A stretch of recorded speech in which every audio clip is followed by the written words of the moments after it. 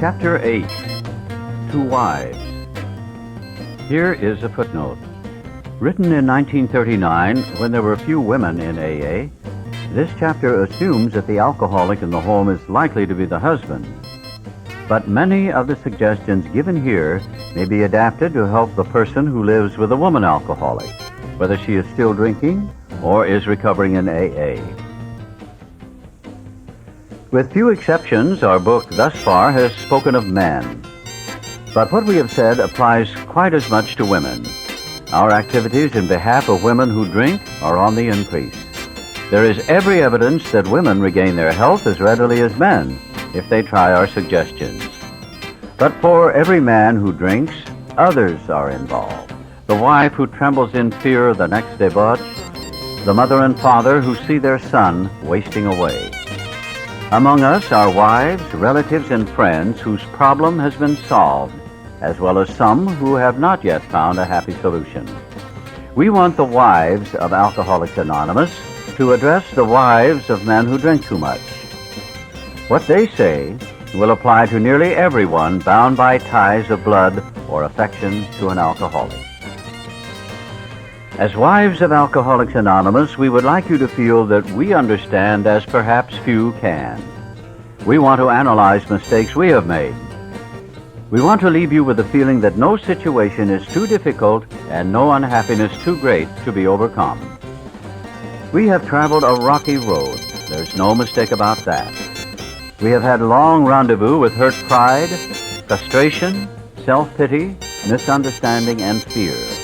These are not pleasant companions. We have been driven to maudlin sympathy, to bitter resentment.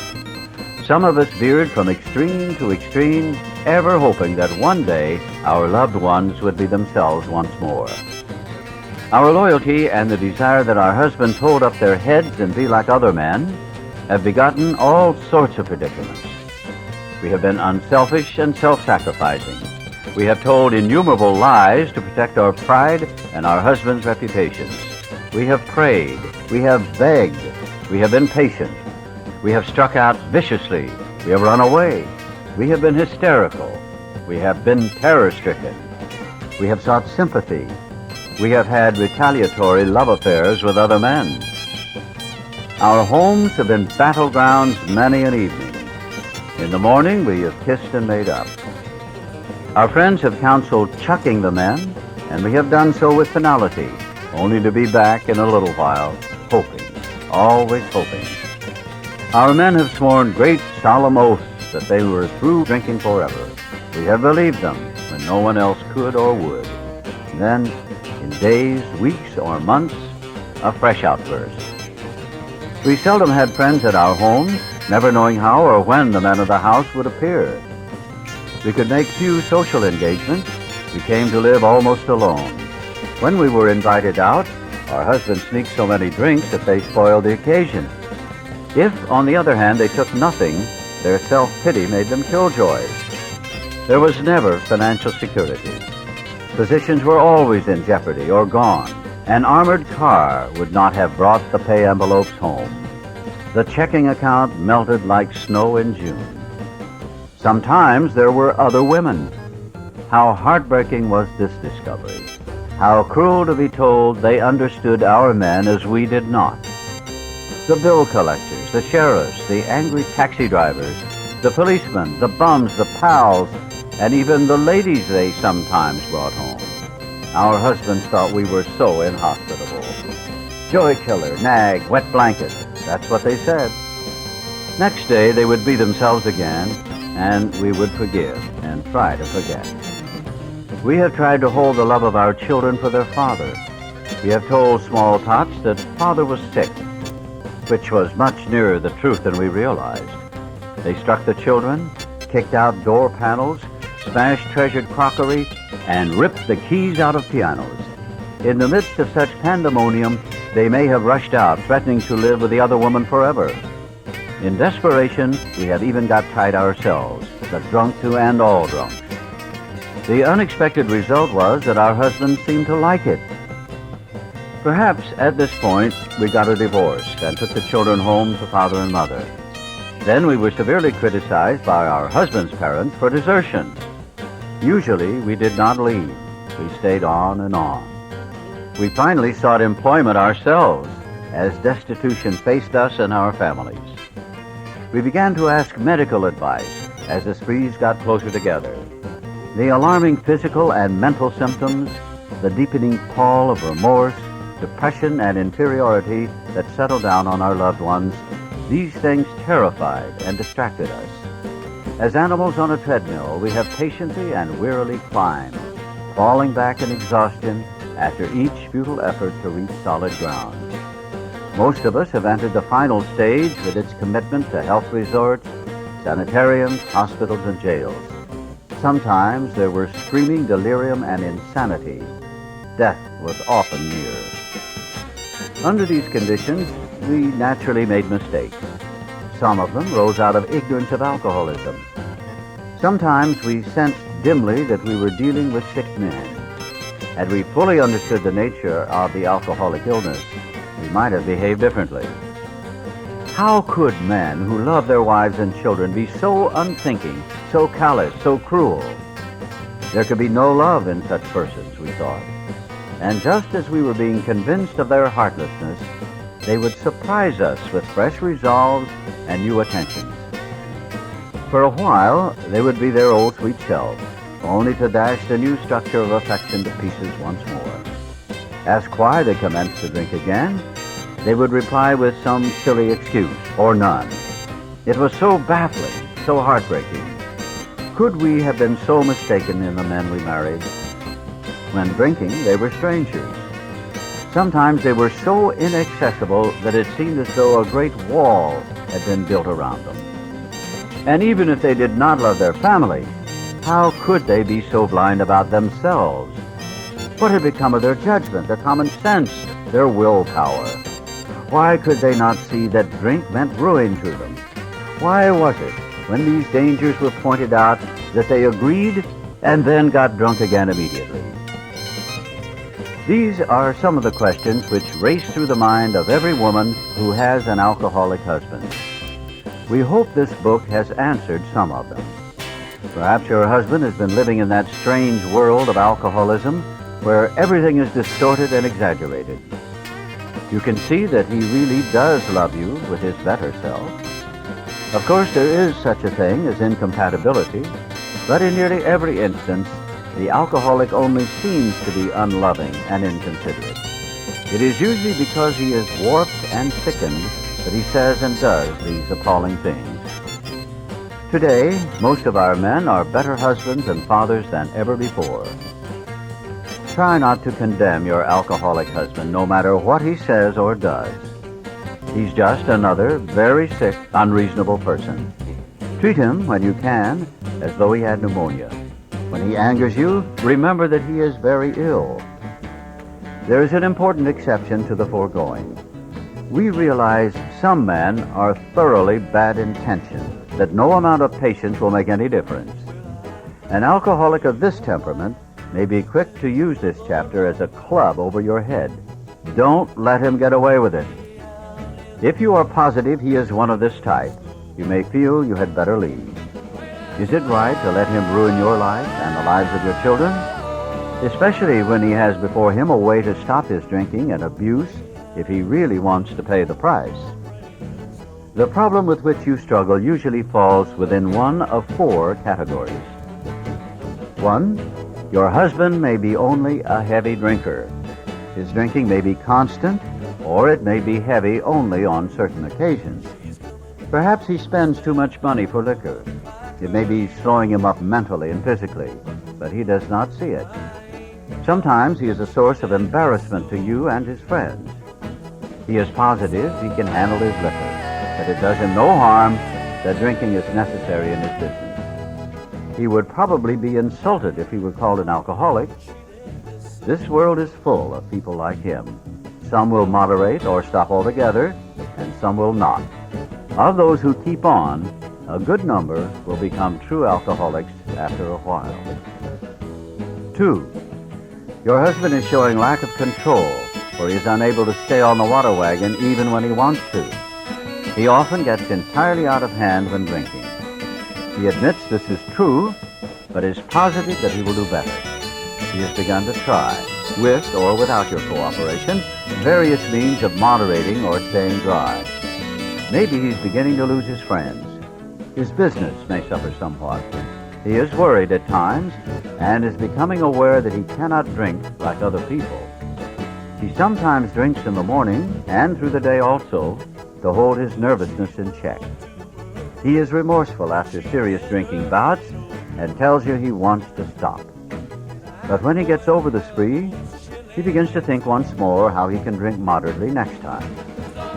We think this person is in danger.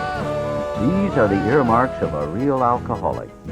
Perhaps he can still tend to business fairly well. He has by no means ruined everything. As we say among ourselves, he wants to stop. 3. This husband has gone much further than husband number 2. Though once like number 2, he became worse.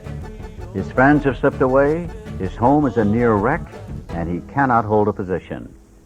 Maybe the doctor has been called in, and the weary round of sanitariums and hospitals has begun.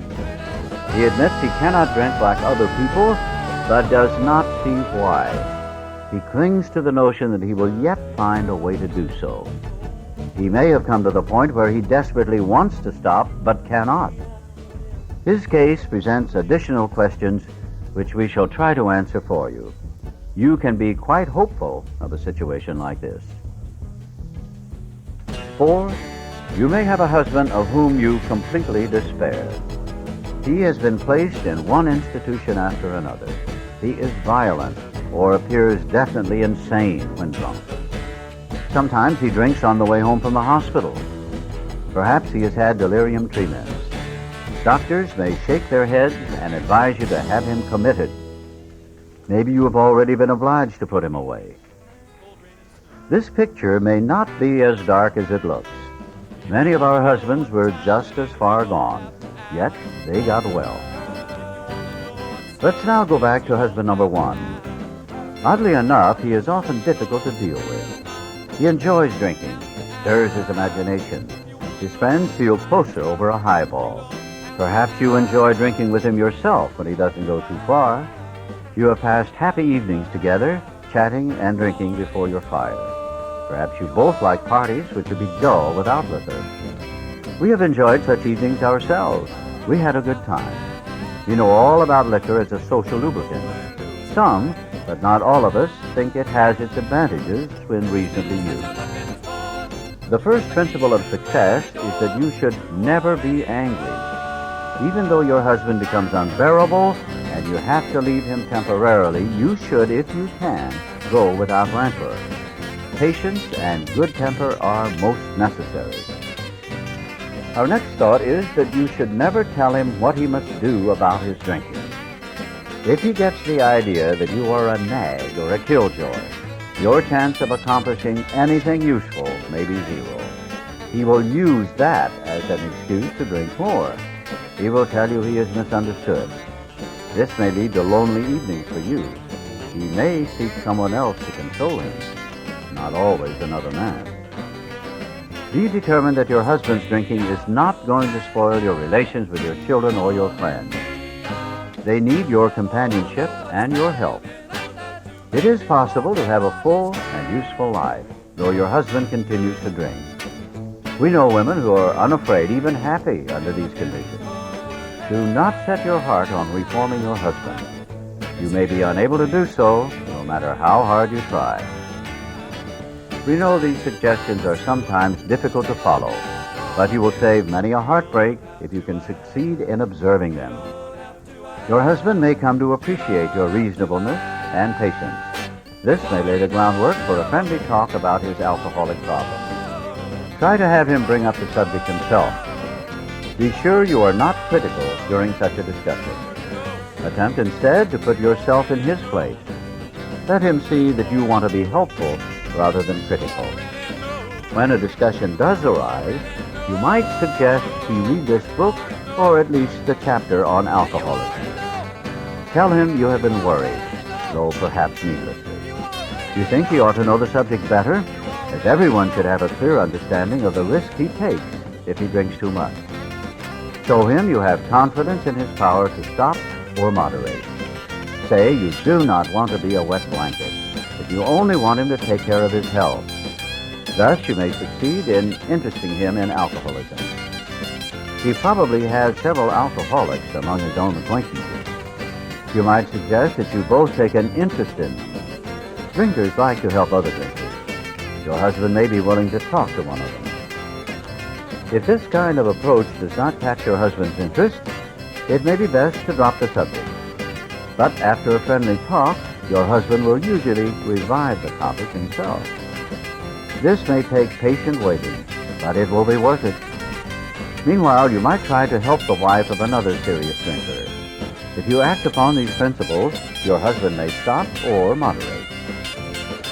Suppose, however, that your husband fits the description of number 2. The same principles which apply to husband number 1 should be practiced. But after his next binge, ask him if he would really like to get over drinking for good. Do not ask that he do it for you or anyone else. Just would he like to? The chances are he would. Show him your copy of this book and tell him what you have found out about alcoholism. Show him that as alcoholics, the writers of the book understand.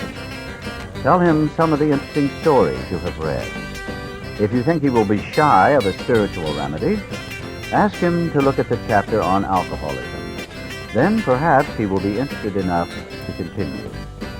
If he is enthusiastic, your cooperation will mean a great deal. If he is lukewarm or thinks he is not an alcoholic, we suggest you leave him alone. Avoid urging him to follow our program. The seed has been planted in his mind. He knows that thousands of men, much like himself, have recovered. But don't remind him of this after he has been drinking, for he may be angry. Sooner or later, you are likely to find him reading the book once more. Wait until repeated stumbling convinces him he must act. For the more you hurry him, the longer his recovery may be delayed. If you have a number 3 husband, you may be in luck. Being certain he wants to stop, you can go to him with this volume as joyfully as though you had struck oil. He may not share your enthusiasm, but he is practically sure to read the book, and he may go for the program at once. If he does not, you will probably not have long to wait. Again, you should not crowd him.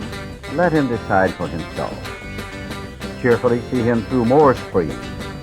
Talk about his condition or this book only when he raises the issue. In some cases, it may be better to let someone outside the family present the book. They can urge action without arousing hostility. If your husband is otherwise a normal individual, your chances are good at this stage. You would suppose that men in the 4th classification would be quite hopeless, but that is not so.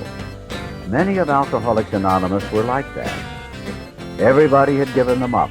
Defeat seemed certain, yet often such men had spectacular and powerful recoveries. There are exceptions. Some men have been so impaired by alcohol that they cannot stop. Sometimes there are cases where alcoholism is complicated by other disorders. A good doctor or psychiatrist can tell you whether these complications are serious. In any event, try to have your husband read this book. His reaction may be one of enthusiasm. If he is already committed to an institution, but can convince you and your doctor that he means business, give him a chance to try our method, unless the doctor thinks his mental condition too abnormal or dangerous. We make this recommendation with some confidence. For years we have been working with alcoholics committed to institutions. Since this book was first published, AA has released thousands of alcoholics from asylums and hospitals of every kind. The majority have never returned. The power of God goes deep. You may have the reverse situation on your hands. Perhaps you have a husband who is at large, but who should be committed. Some men cannot or will not get over alcoholism. When they become too dangerous, we think the kind thing is to lock them up. But of course, a good doctor should always be consulted. The wives and children of such men suffer horribly, but not more than the men themselves. But sometimes you must start life anew. We know women who have done it. If such women adopt a spiritual way of life, their road will be smoother. If your husband is a drinker, you probably worry over what other people are thinking, and you hate to meet your friends. You draw more and more into yourself, and you think everyone is talking about conditions at your home. You avoid the subject of drinking, even with your own parents. You do not know what to tell the children. When your husband is bad, you become a trembling recluse, wishing the telephone had never been invented. We find that most of this embarrassment is unnecessary.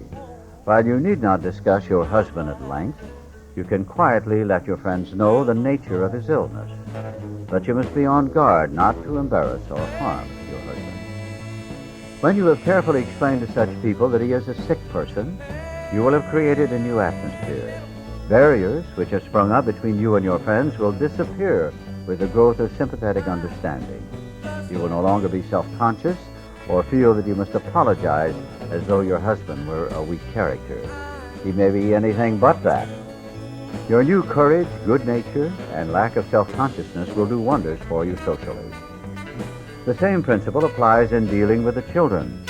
Unless they actually need protection from their father, it is best not to take sides in any argument he has with them while drinking. Use your energy to promote a better understanding all around. Then that terrible tension which grips the home of every problem drinker will be lessened.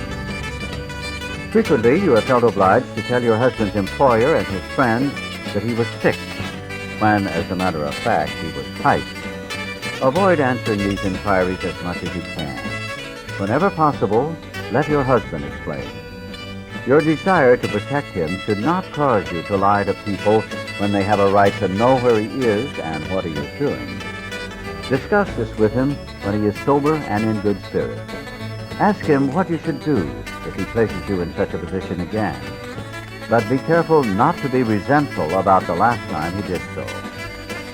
There is another paralyzing fear. You may be afraid your husband will lose his position. You are thinking of the disgrace and hard times which will befall you and the children. This experience may come to you, or you may already have had it several times. Should it happen again, regard it in a different light. Maybe it will prove a blessing. It may convince your husband he wants to stop drinking forever. And now you know that he can stop if he will. Time after time, this apparent calamity has been a boon to us, for it opened up a path which led to the discovery of God. We have elsewhere remarked how much better life is when lived on a spiritual plane. If God can solve the age-old riddle of alcoholism, he can solve your problems too. We wives found that, like everybody else, we were afflicted with pride, self-pity, vanity, and all the things which go to make up the self-centered person. And we were not above selfishness or dishonesty. As our husbands began to apply spiritual principles in their lives, we began to see the desirability of doing so too. At first, some of us did not believe we needed this help. We thought, on the whole, we were pretty good women, capable of being nicer if our husbands stopped drinking. But it was a silly idea that we were too good to need God. Now we try to put spiritual principles to work in every department of our lives. When we do that, we find it solves our problems too. The ensuing lack of fear, worry, and hurt feelings is a wonderful thing. We urge you to try our program, for nothing will be so helpful to your husband as the radically changed attitude toward him, which God will show you how to have. Go along with your husband if you possibly can. If you and your husband find a solution for the pressing problem of drink, you are, of course, going to be very happy. But all problems will not be solved at once. Seed has started to sprout in a new soil, but growth has only begun. In spite of your newfound happiness, there will be ups and downs. Many of the old problems will still be with you. This is as it should be. The faith and sincerity of both you and your husband will be put to the test. These workouts should be regarded as part of your education, for thus you will be learning to live. You will make mistakes, but if you are in earnest, they will not drag you down. Instead, you will capitalize them. A better way of life will emerge when they are overcome. Some of the snags you will encounter are irritation, hurt feelings, and resentment. Your husband will sometimes be unreasonable, and you will want to criticize. Starting from a speck on the domestic horizon, great thunderclouds of dispute may gather. These family dissensions are very dangerous, especially to your husband. Often you must carry the burden of avoiding them or keeping them under control. Never forget that resentment is a deadly hazard to an alcoholic. We do not mean that you have to agree with your husband whenever there is an honest difference of opinion. Just be careful not to disagree in a resentful or critical spirit. You and your husband will find that you can dispose of serious problems easier than you can the trivial ones.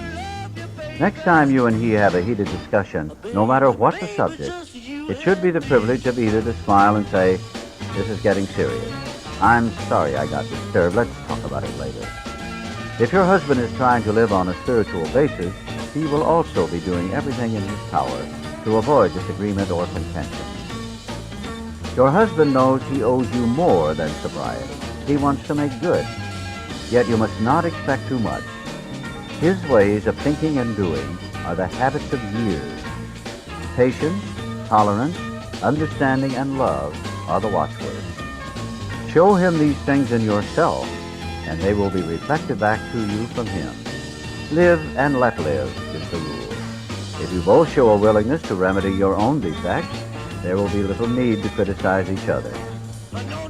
We women carry with us a picture of the ideal man, the sort of chap we would like our husbands to be. It is the most natural thing in the world, once his liquor problem is solved, to feel that he will now measure up to that cherished vision. The chances are he will not, for like yourself, he is just beginning his development. Be patient. Another feeling we are very likely to entertain is one of resentment that love and loyalty could not cure our husbands of alcoholism. We do not like the thought that the contents of a book or the work of another alcoholic has accomplished in a few weeks that for which we struggle for years.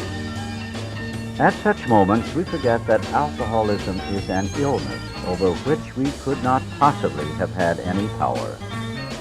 Your husband will be the first to say it was your devotion and care which brought him to the point where he could have a spiritual experience. Without you, he would have gone to pieces long ago. When resentful thoughts come, try to pause and count your blessings. After all, your family is reunited, alcohol is no longer a problem, and you and your husband are working together toward an undreamed-of future. Still, another difficulty is that you may become jealous of the attention he bestows on other people, especially alcoholics. You have been starving for his companionship, yet he spends long hours helping other men and their families. You feel he should now be yours. The fact is that he should work with other people to maintain his own sobriety. Sometimes he will be so interested that he becomes really neglectful. Your house is filled with strangers. You may not like some of them. You get stirred up about their troubles, but not at all about yours. It will do little good if you point that out and urge more attention for yourself. We find it a real mistake to dampen his enthusiasm for alcoholic work. You should join in his efforts as much as you possibly can. We suggest that you direct some of your thoughts to the wives of his new alcoholic friends. They need the counsel and love of a woman who has gone through what you have. It is probably true that you and your husband have been living too much alone, for drinking many times isolates the wife of an alcoholic. Therefore, you probably need fresh interests and a great cause to live for as much as your husband. If you cooperate rather than complain, you will find that his excess enthusiasm will tone down. Both of you will awaken to a new sense of responsibility for others. You, as well as your husband, ought to think of what you can put into life instead of how much you can take out. Inevitably, your lives will be fuller for doing so. You will lose the old life to find one much better. Perhaps your husband will make a fair start on the new basis, but just as things are going beautifully, he dismays you by coming home drunk. If you are satisfied he really wants to get over drinking, you need not be alarmed.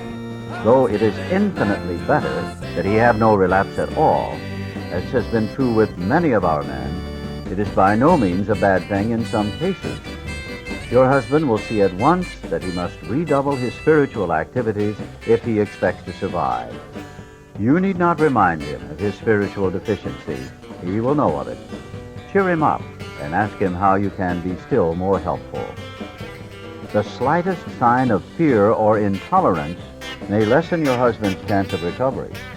In a weak moment, he may take your dislike of his high-stepping friends as one of those insanely trivial excuses to drink. We never try to arrange a man's life so as to shield him from temptation. The slightest disposition on your part to guide his appointments or his affairs so he will not be tempted will be noticed. Make him feel absolutely free to come and go as he likes. This is important. If he gets drunk, don't blame yourself. God has either removed your husband's liquor problem or he has not.